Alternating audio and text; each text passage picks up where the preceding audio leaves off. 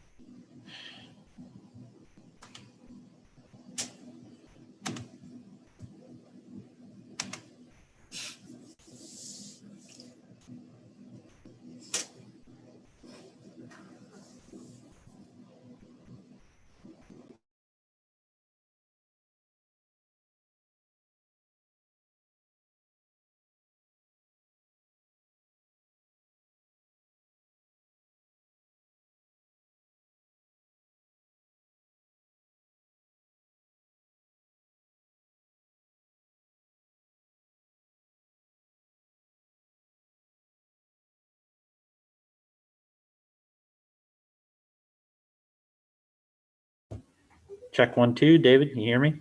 Yeah. Okay. I'm good.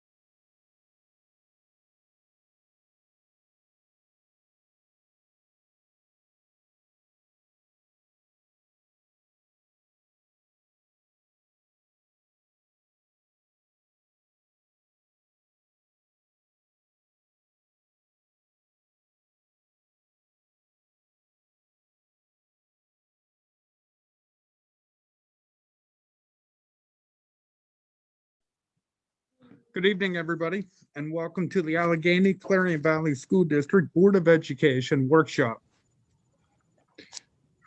This evening, we have Mark Turnley with us, and he will be presenting the audit. But before we get started with the agenda, I will have Tammy Thompson do a roll call vote. And just please keep in mind that we'd like to keep all mics on mute until it's your turn to talk. Tammy? Carrie Armagos, Here. Megan Dreher, Here. Jennifer Fight, Here. Diane Page, Here. Corey Sherman, Here. Lena Southworth, Here. Jameen Stump, Here. Kelly Terwilliger, and Mark Vertel.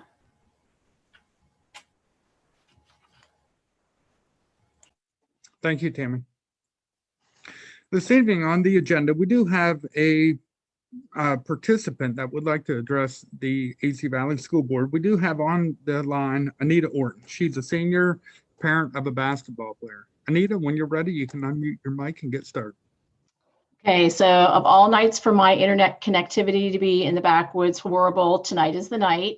And so if I do cut out, I have myself ready to roll on my phone. It'll just take a couple minutes or a few seconds to get connected. As David said, I'm here representing 5 sets of senior boy parents as their spokesperson tonight, just wanting to share a concern and hoping to give some consideration to allowing the parents to attend home basketball games at AC Valley. We were a little concerned at the end of last week as both coaches, Coach Sherman and Coach McGarvey, received an email from Dr. DiTullio stating that as of that point, there would be no spectators permitted into the gym because of capacity limitations.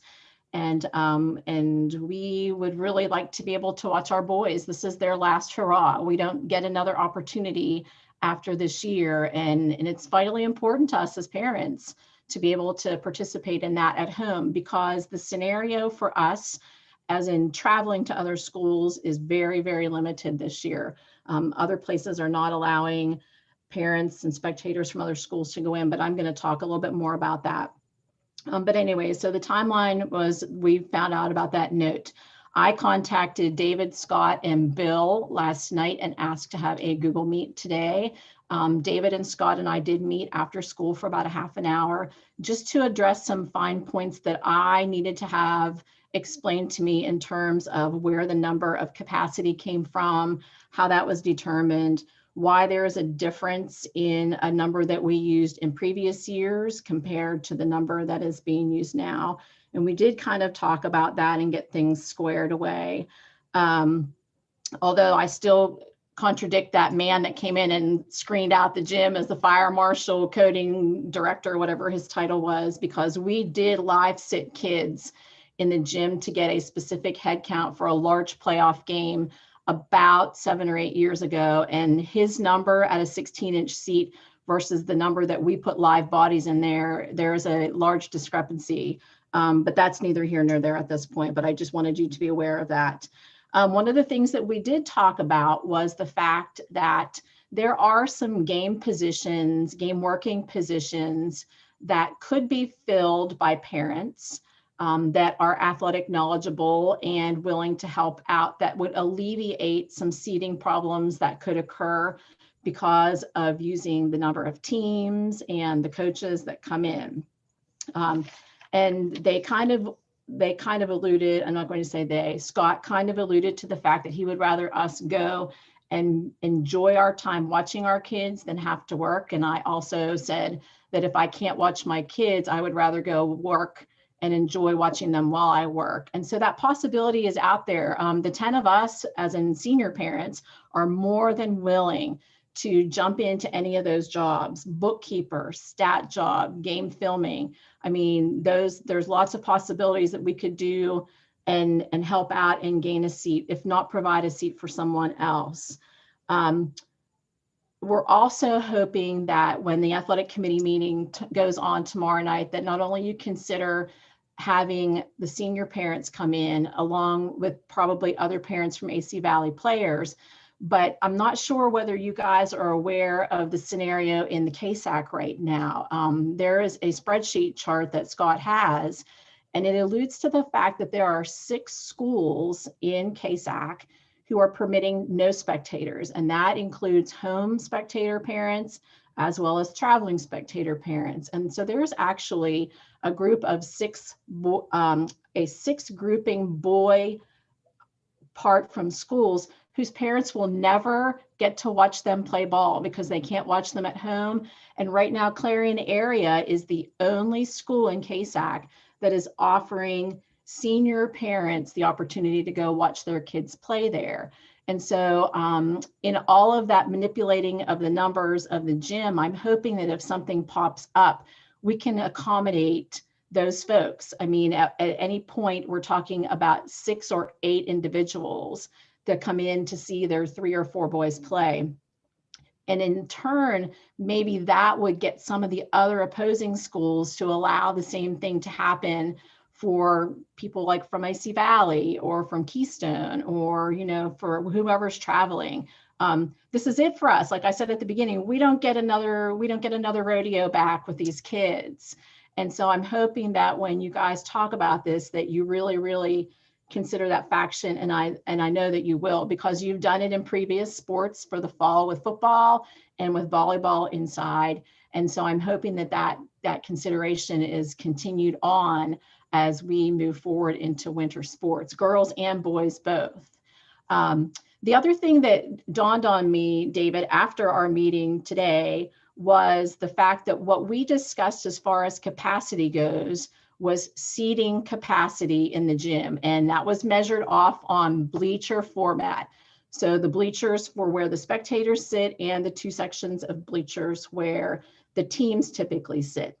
Seating capacity at that point is not including the 3 people that work at the table, which would be the clock operator and the 2 bookkeepers. They're not a bleacher capacity. So there's 3 seats that we're looking at. And I don't think that it's appropriate that we would be counting the officials in the matter, as they never sit down the entire time that they are in the gymnasium. They're standing on the floor. And correct me if I'm wrong, seating capacity and floor capacity in how we spoke today are 2 different terms. And so there's 3 more with the officials, making 6. And there's 10 bodies running up and down the floor who don't sit down but for timeouts. And those timeouts could be managed by bringing 5 portable chairs for the visiting 5 and 5 for the home 5. And so now we've accommodated up to 16 seats. And so those are possibilities. And I know floor capacity is not the same thing as bleacher capacity. And so I'm just hoping that in the part where Scott is working on those numbers for everybody, as he says he is doing right now, that we think about those 16 extra spots too, which could in turn affect 8 more sets of parents. Thank you, Anita. Does anybody from the athletic committee like to address Anita?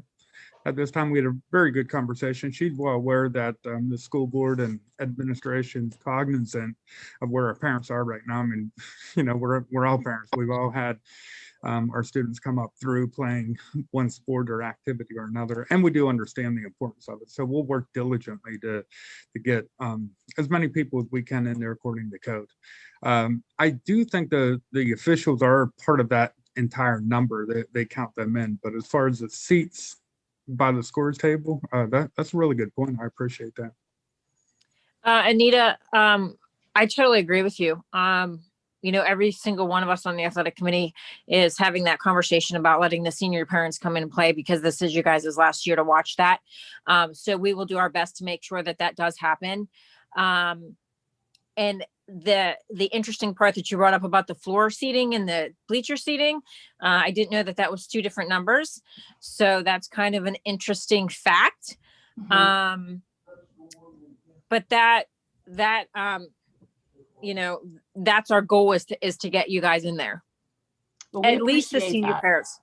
Right. We appreciate that. We really would like to be able to reciprocate that to those folks. Like, I mean, we have friends that live in other districts who have senior kids. They're not going to get to watch those kids at all other than sitting at home on a stream, you know, and just to give them the opportunity for one game, one live game for their kids would mean the world to a lot of them, just like it means the world to us and all of our kids playing. So, you know, there's lots of things. Scott assured me this afternoon that he has several scenarios for the athletic committee to look at tomorrow night. But I just wanted to interject that 16 part, you know, 10 kids and the officials and 6 who are not sitting on the bleacher capacity, because that's the distinguishing fact. So I'll jump in, Anita, and say that I also agree with you. You know, I was in the same position in volleyball, and, you know, at the beginning, we did not get to go to the games. And then towards the end, when things loosened up a little bit, we were able to bring in some of the visiting senior parents, and the people were so appreciative. I think they were, especially the ones, I think it was from Punxsutawney, who had not been able to be at any of their kids' games, just couldn't thank us enough for allowing them to come see their kids. And, you know, so it's something for us to consider. Some folks are of the opinion that we should try to get as many of our parents and seniors and juniors. I totally understand that. So I think it's trying to find that balance. So it's definitely something that we're looking at definitely, we want our senior parents to be in there no matter what. At least that's my goal when we have our discussion tomorrow night, and we'll see how many other folks we can get in there. And just if I can interject one thing, in my contacting all of the other schools via the coaches and some parents from those teams, the only school that has 6 seniors like we do would be Keystone. So that would be the largest faction of away parents. And we do have them at home this year that you could consider inviting.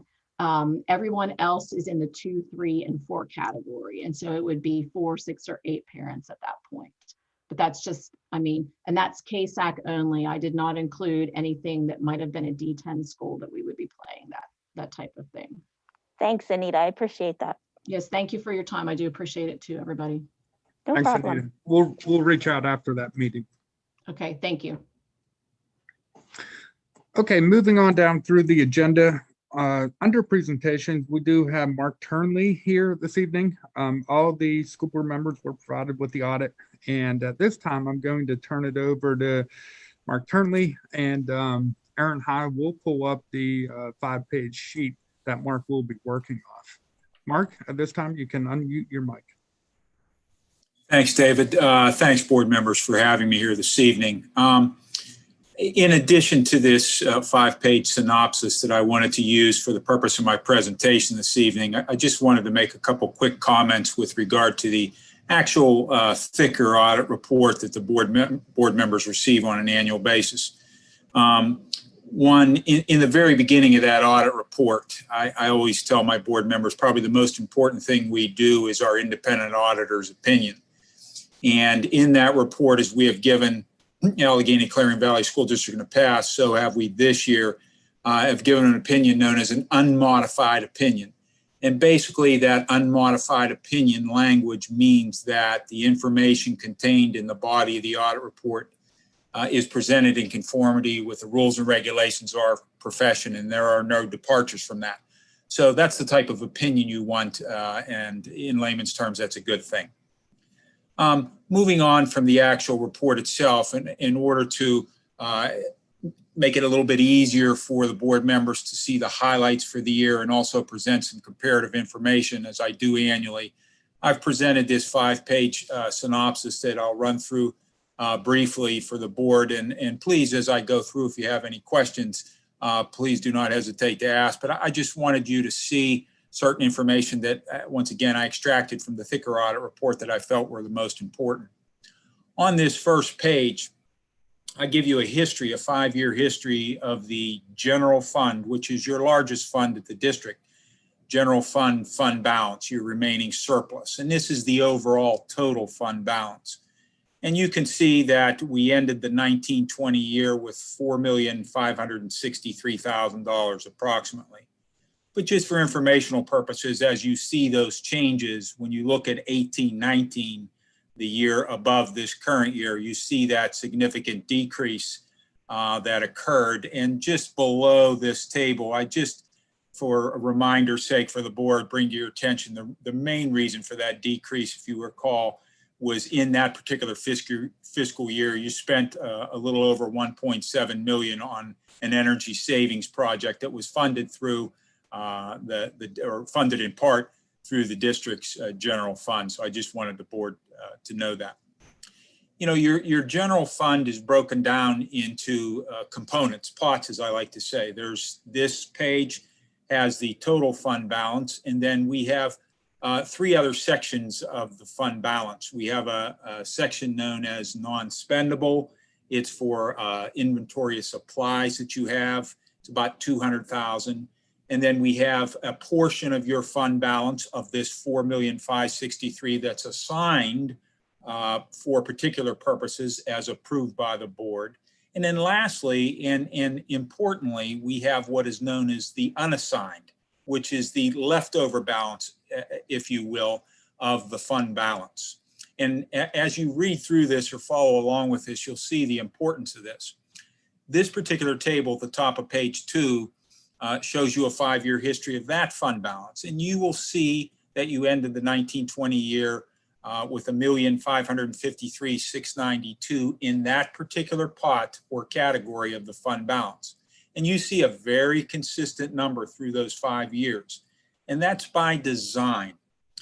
There's an Act 48 of 2003 that says, in order to even consider raising your real estate tax millage above and beyond what the state gives you on an annual basis, the annual index increase threshold, you must pass a budget whereby this unassigned fund balance is at or below a certain percentage of your upcoming budget.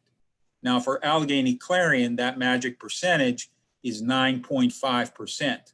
So what you do as a matter of practice is you take your budget in the upcoming year, in this case, the 2021 budget, and simply find out what 9.5% of that is. And we make sure that our unassigned fund balance is that number.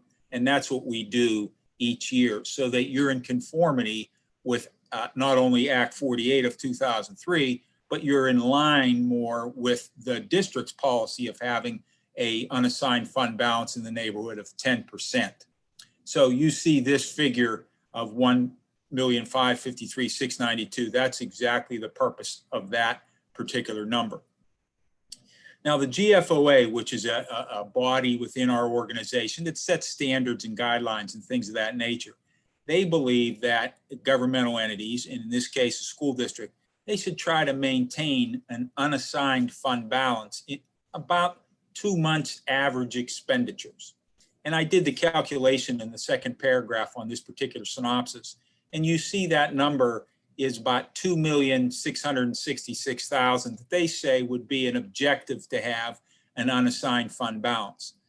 The problem is with their recommendation, and it is a recommendation only, is that the Allegheny Clarion Valley School District has enough overall fund balance if they wanted to meet this recommendation and say, hey, we're going to have our unassigned fund balance equal that 2,666,000 if you wanted to.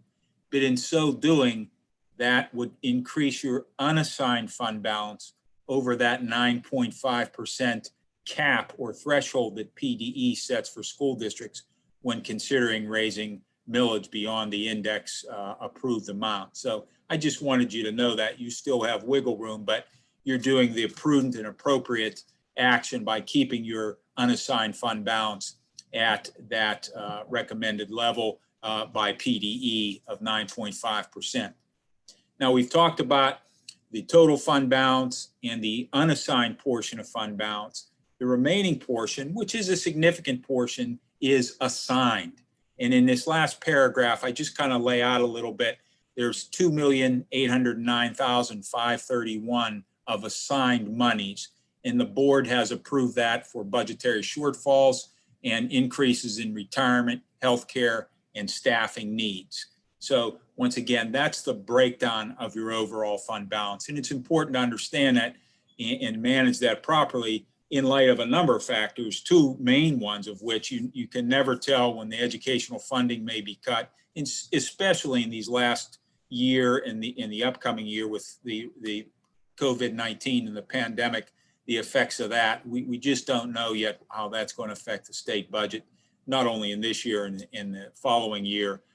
In the following year, maybe even more important because they're really going to feel the effects of lost income over this past what will end up being probably a 15 to 16 month span of COVID-19 and its effect on the economy and them receiving the money that usually comes to them. So once again, just some thoughts to consider. On page 3, I give you 2 more tables. Once again, we're dealing with the large fund of the district, the general fund. You see the revenues at the top table. And you can see this year's number of 15,273,000 was about a 1.2% drop from last fiscal year. And that's the bottom line on that particular table. And then when you look at the expenditures, once again, you see a 5-year history. And I point out to you again the reason for the spike in the 1890 year. And also that's a major factor in why such a big decrease in the 1920 year, because you had the energy savings project in one year and not the other. So once again, just a history of revenues and expenditures of the general fund.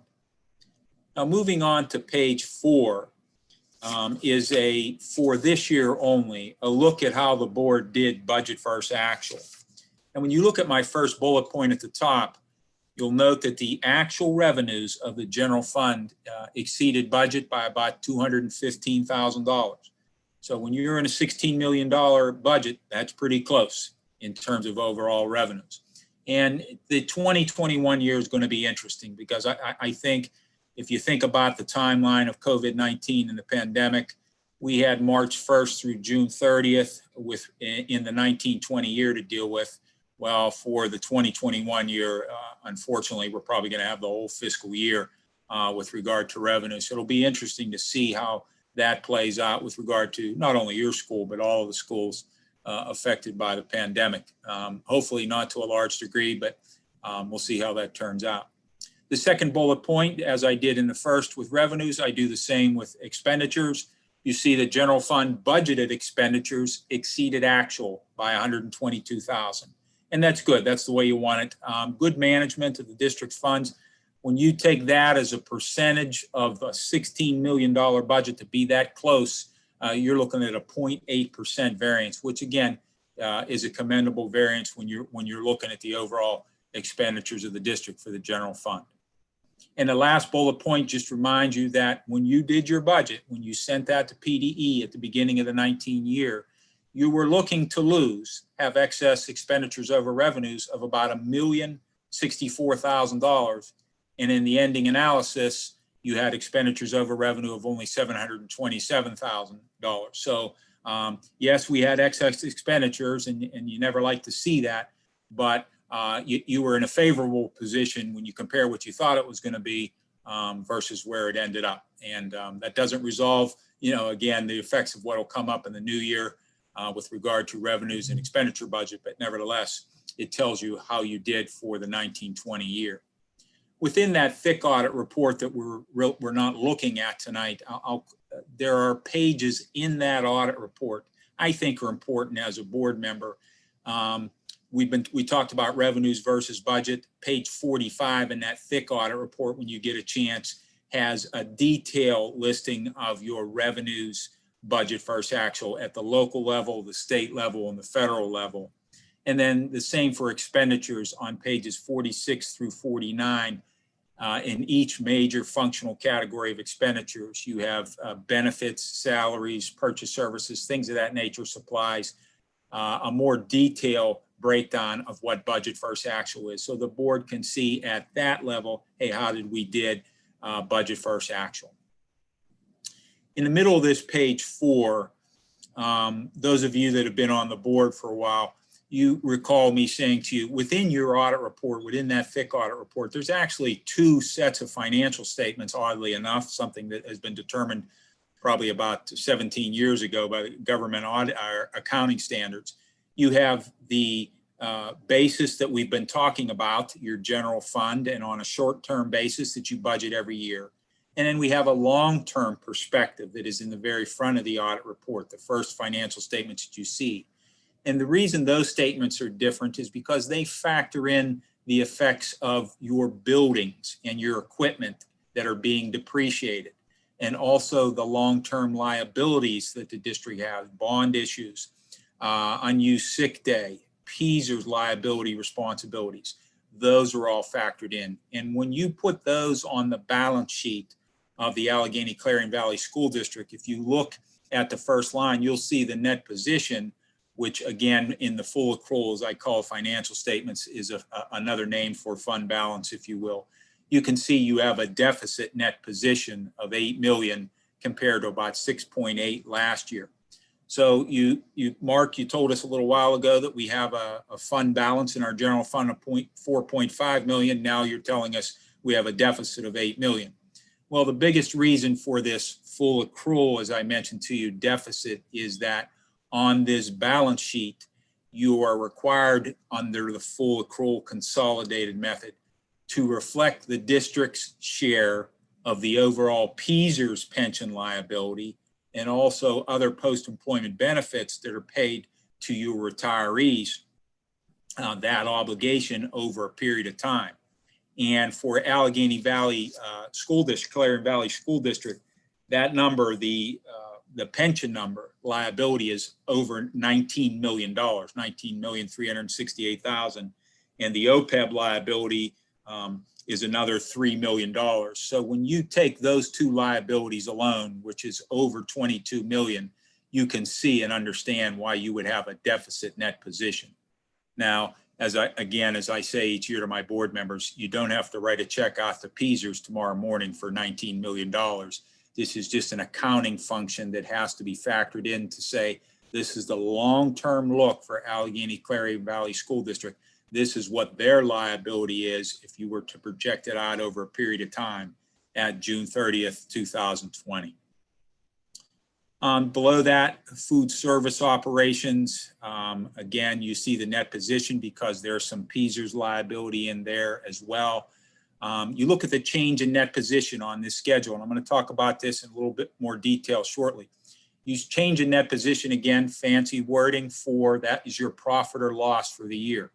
And you can see this year that the bottom line net loss was $25,000 compared to approximately $62,000. But you need to read into that a little bit more, which we'll discuss in a moment here. And also, there's a look at your food service operating revenues, how they did for the year, operating expenditures, and then the subsidies that you get under the National School Lunch Program for the 1920 year versus the 1819 year. If you go to page 5, which is the last page that we're going to take a look at, the first two bullet points are what I've already talked about with regard to that full accrual financial statement and those Peasers and OPEB liabilities. The item that I want to talk about in specific on here is the third bullet point, and it jumps back to that food service fund that we just discussed.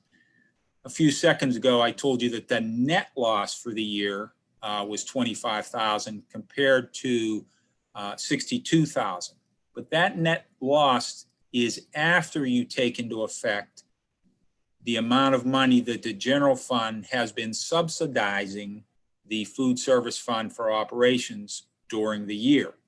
So when you add back those numbers, in other words, before the general fund actually sends that money over to the cafeteria fund to operate, my last paragraph gives you a feel for that. And I'm just going to read this so we're all on the same page because I think it's important. Prior to the general fund's assistance of $104,000 in the 1920 fiscal year, the operating loss for the food service fund, operating loss, is $129,475. Prior to the general fund's assistance last year of $98,000, and last year you also had capital project fund assistance because there was some fixed assets that the cafeteria fund needed and had to purchase, which was facilitated by the monies in your capital project fund. Your operating loss was $213,000. That was during the 18-19 year.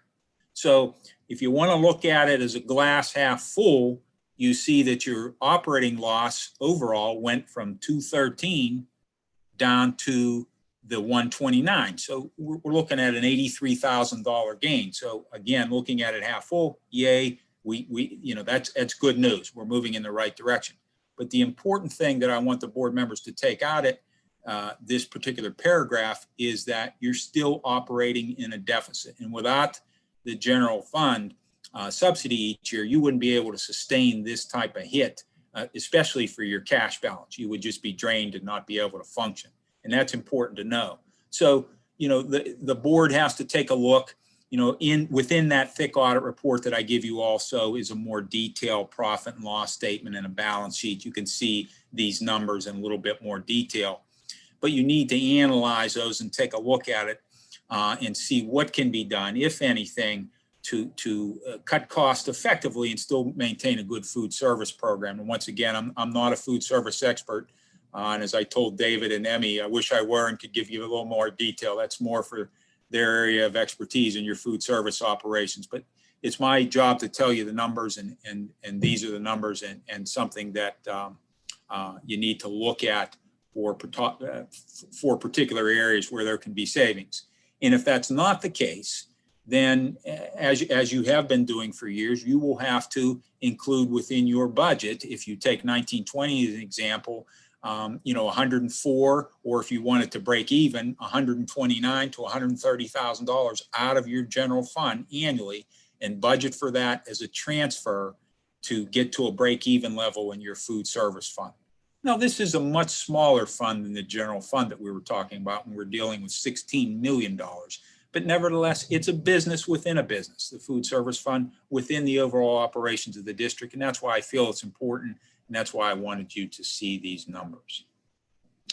My last comment with regard to the overall audit of the district is because the district receives and expends over $750,000 in federal funds on an annual basis, in addition to the financial audit, these numbers that we've talked about tonight, we also have to do some compliance audit testing, and we choose certain programs each year to test their compliance with rules and regulations. And this year, the program we tested was the National School Lunch Program, now that we're talking about this, but from a different perspective, certain programmatic and compliance issues. And we've noted in that thick audit report that there were no findings of a material nature related to the National School Lunch Program. And the PDE, when they receive a copy of your audit report, that's one of the first pages they look at to make sure that there are no issues related to federal funding. So again, that's a good thing. That's what you want. So I think hopefully this has provided the board with a brief as I can synopsis of the highlights of the audit report and any concerns that I have with regard to overall operations. If you have any comments or questions at this particular time, I'll be more than happy to answer them if I can, but if I can't, again, and you think of something after you get a chance to digest the report, I'll be more than happy to attend another meeting and we can discuss and go over those questions you might have at that time.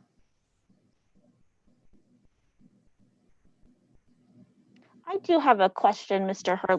Turley. I think now that the Mid-Atlantic Youth facility has closed, we'll see a different picture in our budget because we don't have to include that anymore.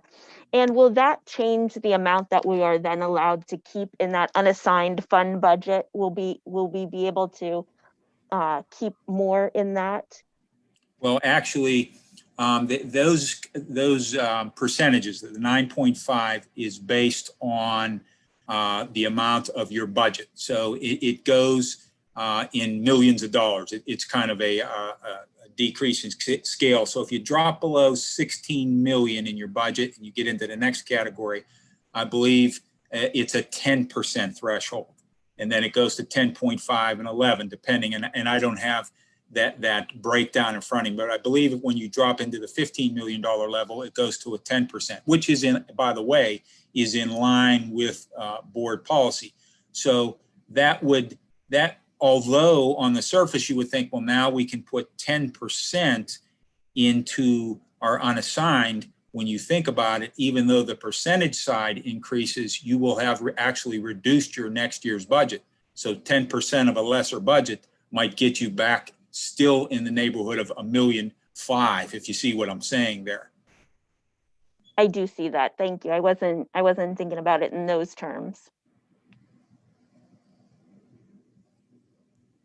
Any other questions for Mark?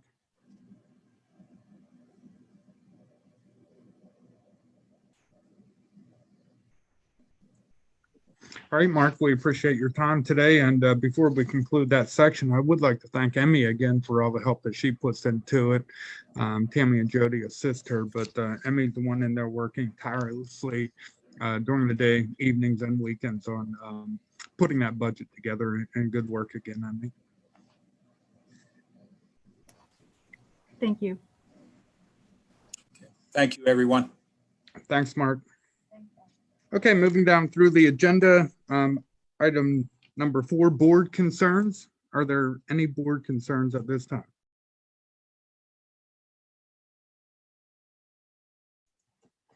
Hearing none, I'll move on down through the consent agenda. We do have one conference request, and that comes from Linda Miller. It will be virtual, but we'll need to get a sub in for that particular day. We utilize Title IIA professional development funds for that. Linda's taken a Patan course. She is our junior high ELA teacher, and it's broken down similar to the PBIS tier section. So under tier 1, she's going to work on effective practices for reading and writing for struggling writers, and that should meet the needs of roughly 80% of our students.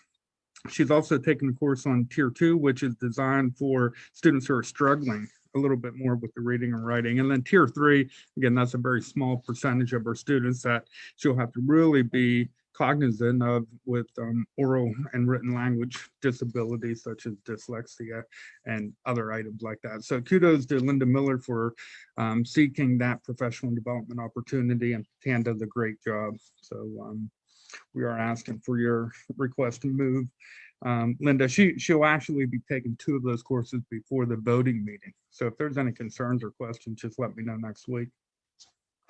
Moving down to item 5 under finance and purchase, letter A through I, we are paying the bills. There's not a whole lot to discuss unless there's any kind of questions from the school board, but all that information will be presented at the voting meeting on the 18th. Now, I would like to draw your attention to the resolution, and that's under letter J. So I just want to be clear before we move forward that at this time, we're not saying that we will be increasing taxes, and by approving this motion really signifies that we will not be going out for a referendum. So June 27, 2006, Pennsylvania legislature passed Act 1 of Special Session 2006. This is a taxpayer relief act. Act 1 requires school districts to limit tax increases to the level set by the inflation index unless the tax increase is approved by the voters under a referendum. So this time we're not going out for a referendum. We're not making the recommendation, but by approving this, we can go up to 4.1% with our taxation. Just keep that in mind as we move down through. Under letter K. Can I stop you just for a second, David? Oh, please do. Yeah.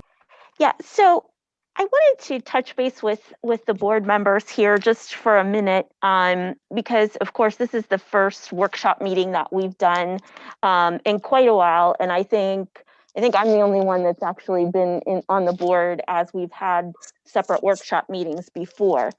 So I just wanted to let folks know that items A through H are typically not going to be available as quickly because of the time it turns around that Emmy gets the bank statements in, that she's able to reconcile all of those to get everything prepared. So moving forward, I just wanted to let not be available for the most part at the workshop meeting. That's something that's going to come to you before the regular voting meeting. And so just to be aware of that. And as we go through, we'll kind of point some things out that also, may be a little bit more difficult. And we'll talk about this structure as we move. It's going to be a little bit fluid until we kind of get things down pat and how you all want them. But I just wanted to bring that up to make sure that everybody's aware of that situation. Any questions about that? Okay, perfect. Thank you, Jen. And I do think somebody has their mic off, so just double check that. Under letter K, we do have a discussion related to the budget timeline. Keep in mind that we will be working on the 21-22 budget. As soon as Mark gets done, we're already moving forward with next year's budget. Keep in mind, early in February, letter 8, the governor's budget address. It's always a very important day for all school districts in the state of Pennsylvania, and we see how much educational funding's being discussed.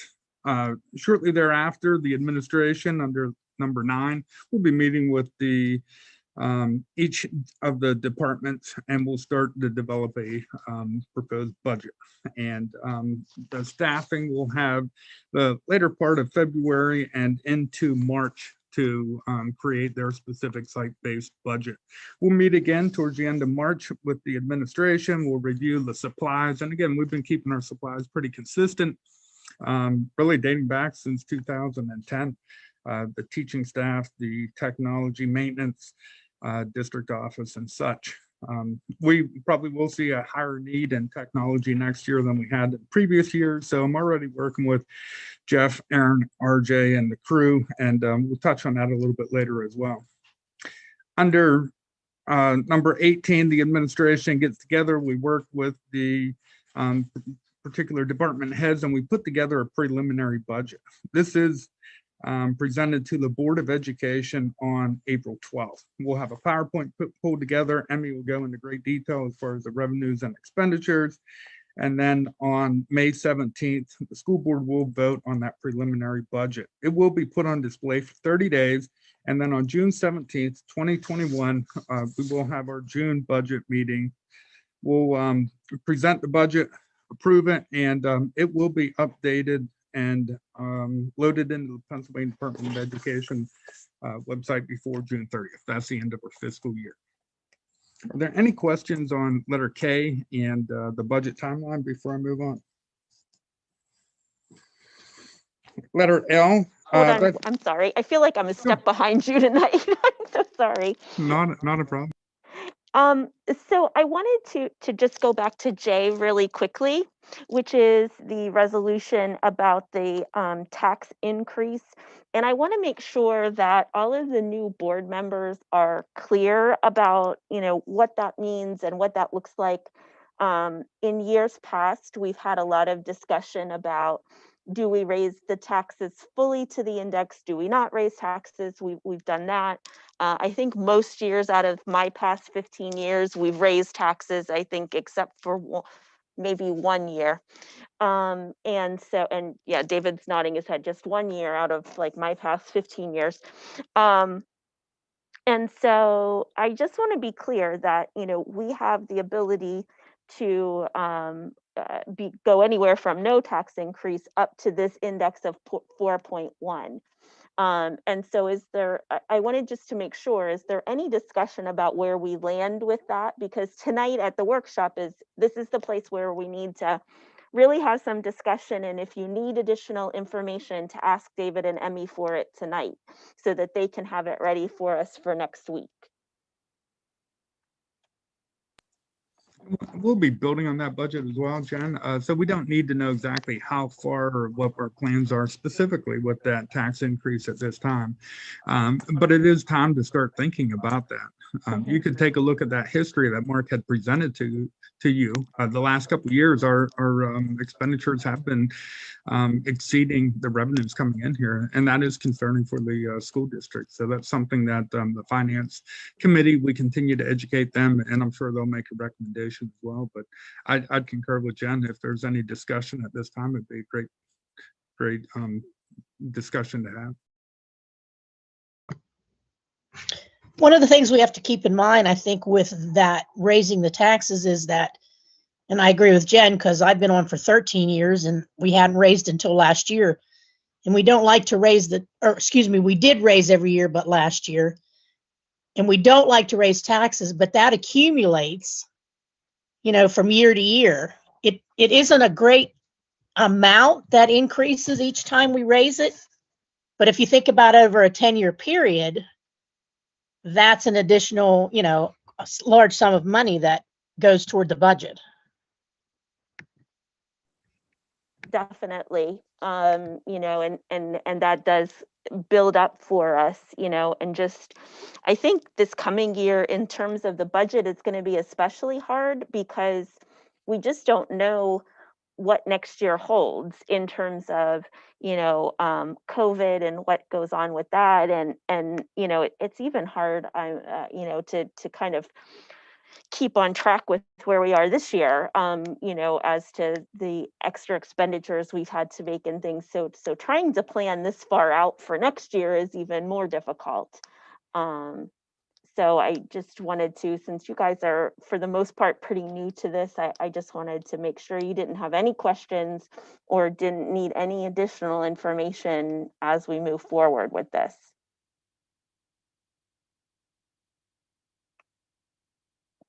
Okay, we'll keep the discussion going then. Sorry, I feel like I'm back on track now with you. No problem. We talked about the budget timeline. Now moving to letter L, we're looking for approval for utilizing the 3-state bid list. And I provided the school board with a bit of an update. Theoretically, these bid lists are the lowest cost that we can get items for. They've already have done the bidding. It eliminates advertisement and it expedites a purchase if necessary. So those are highly recommended by the district office. And again, they're part of the state contract, and we don't use them all the time, but when we do use them, we generally need them. And feel free to jump in at any time if you have thoughts or questions about any of these items. Letter M, that's the Y-Try online curriculum that the school counselors will be utilizing to help ensure a successful return for all of our students. And we understand being away from school and friends and the stresses of everyday life. The kids are coming back into school with more and more needs than we've seen in the past. So that comes highly recommended by Lori Kersey and Minnie Logue. We had some additional ESSER money come in. We will be spending some on technology, maintenance supplies, and the Y-Try online curriculum. Letter N at the bottom of page 1, that's a consulting agreement. We've had this long-standing agreement since I think Dr. Lucas Savage was here. This David Watkins works in conjunction with RJ Fight on the E-rate application. And as I stated earlier, we will need more technology. We're going to need more infrastructure. So the E-rate is a wonderful program. Basically, we get 70 cents on every dollar that we spend. So RJ and Jeff and Aaron are looking at roughly $50,000 worth of upgrades to the infrastructure. So, just a quick calculation, that'd be about $15,000 that we'll have to budget for next year. And when we meet with Jeff and RJ, we'll work that into the 2021 budget. This past year, we went through the similar application, but we didn't follow through because there was some issues with funding on the state level. Are there any questions about letter N and the E-rate proposal and application? There will be more detail coming down from the technology department. We do have a meeting later on this week, so the members from the technology committee will be updated on a number of those items as well. On page 2, letter L, that's a donation from the Mattern CPA to the elementary art department. That's been an ongoing donation for quite some time. So we thank them, and Jessica Melly will utilize that for art supplies. And then letter P, I'm going to turn it over to Emmy at this time. Emmy's done some work on the CDs, and she'll be able to provide you with more information. Emmy? Sure. We have a CD certificate of deposit maturing on February 8th, and the estimated amount is $451,530. It's right now with Farmers National Bank. So I reached out to several local banks for quotes, and I did receive one from Farmers and First United National Bank and Clarion Community Bank. And the one that is the best, I think, is Farmers National Bank, and they are letting us have it at 0.4% for CD terms between 6 and 30 months. And anything past a 30 months term, then you see those are listed there also. But my thoughts are to go short term with Farmers National Bank at 0.4%, and then we'll reevaluate once the new administration comes into office and see if the rates go up. I just think we should go short term for right now. Is there any questions? I also, going at 6 months at the 0.4, we would receive around $904.72 for interest.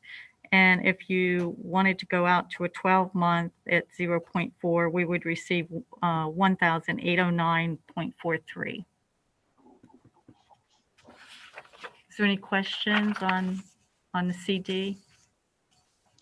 You're the expert, Emmy. I'm going to go with what you recommend. I'm not the expert, but I hate to tie that money up at those rates are horrible. Yeah, I definitely agree. A couple of years ago, we thought like 1.25 was terrible, and we didn't think it would get lower than that, but here we are. Thank you, Emmy. Uh-huh.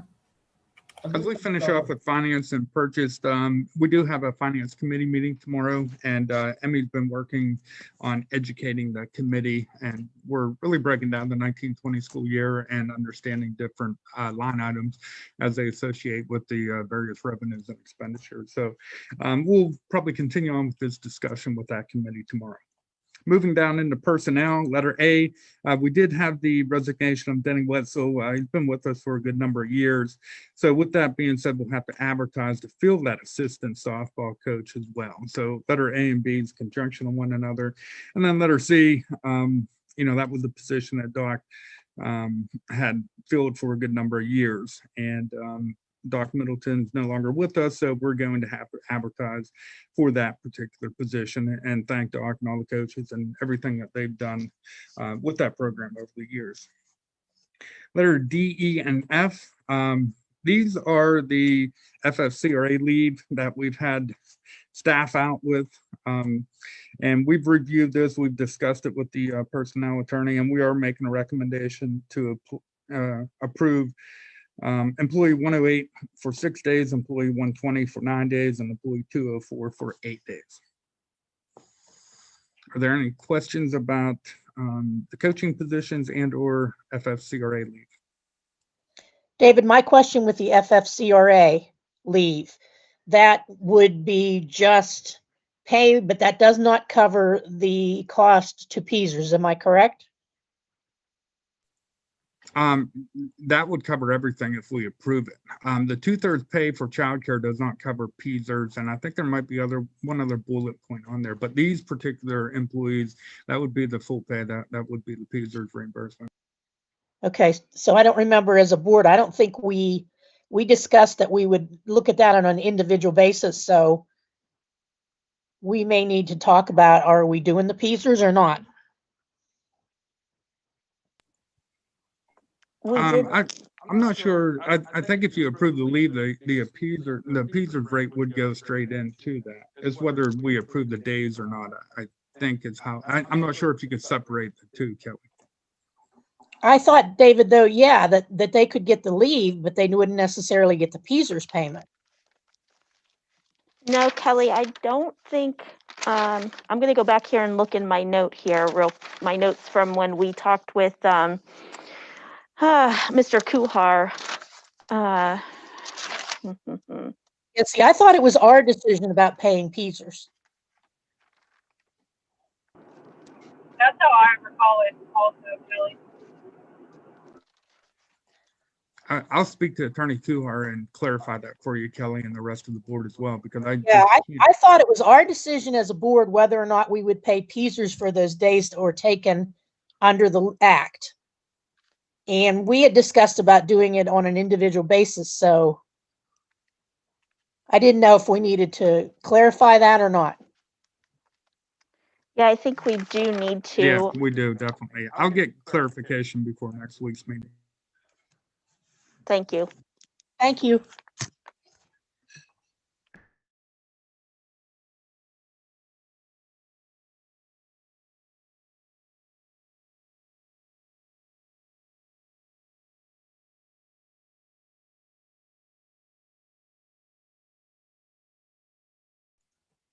Okay, I just wanted to give myself a note there. Now, as we finish off under personnel, we did advertise for a business manager to replace Emmy. We collected a number of applications.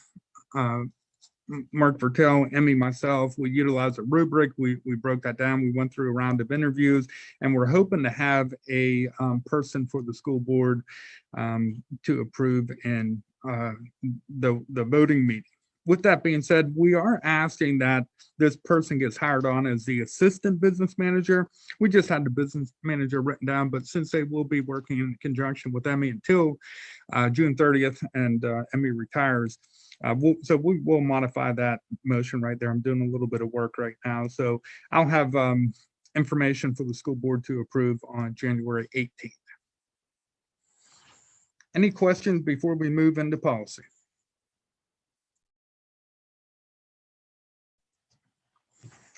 Okay, underneath policy, we just have one item, and that's just a discussion around the Pennsylvania School Board Association Principles of Governance and Leadership. I keep in mind that this will be a readoption. As a school board director, your volunteer hours of your time each month to the school board governance responsibility is greatly appreciated. You regularly engage in complex decision-making involving a variety of areas from budgeting and financing to policy and personnel. No doubt this year has been a particularly challenging one for school boards as the pandemic affects how schools operate and meet the students' needs.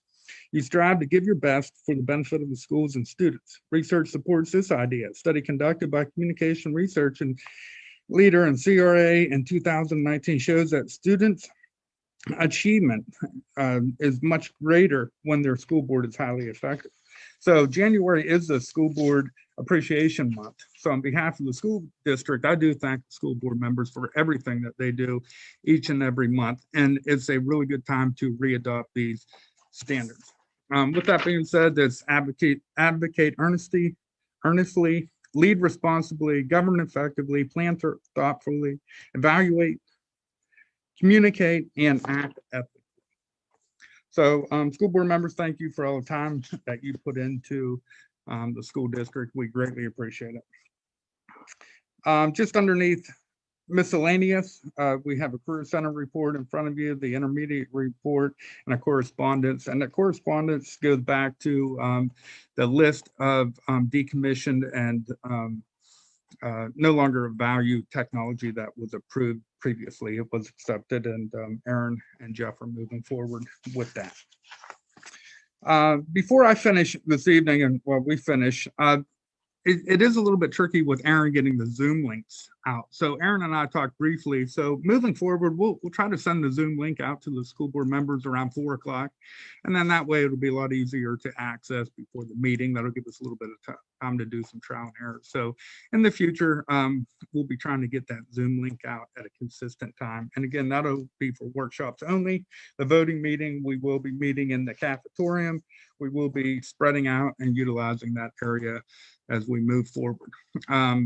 In closing as well, today was the first day back. I'd like to thank all the staff here at AC Valley, everybody. It went well. We got all the kids here and got them home, just like the first day of school again. So that's always a success. We do have our challenges. We'll be working closely with the teaching staff to meet the needs of all our students, but so far so good, and good decision as far as coming back on January 11th. I think the timing was good. What we need to do is continue to adhere to all the physical distancing expectations, hand washing, and face coverings. And we'll do our very best to keep the disease out of the district.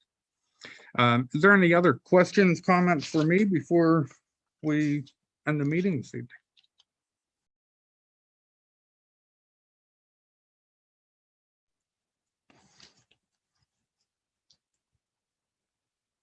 Okay, hearing none. I have one quick question about.